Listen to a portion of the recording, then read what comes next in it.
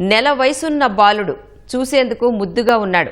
తల్లి ఆ చిన్నారిని వైద్యం కోసం ఆసుపత్రికి తీసుకొచ్చింది. ఈలోగా అక్కడికొచ్చిన ఓ మహిళ తాను ఆ బిడ్డను ఎత్తుకుంటానని చెప్పింది.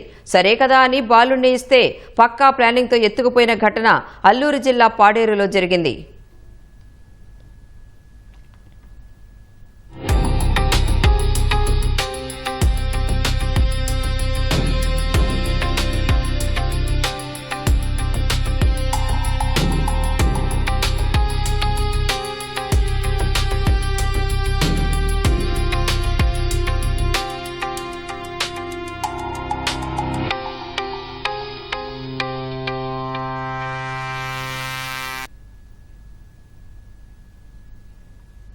పాడేరు మండలం బూరుగు చెట్టుకు చెందిన కాంతమ్మ రామారావు దంపతులకు నెల క్రితం బాబు పుట్టాడు.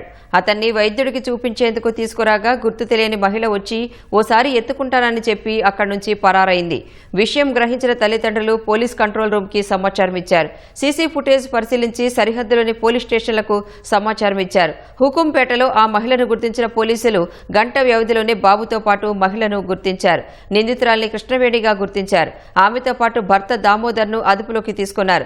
కుమారుణ్ణి తిరిగి తమకు అప్పగించిన పోలీసులకు చిన్నారి తల్లిదండ్రులు కృతజ్ఞతలు తెలిపారు.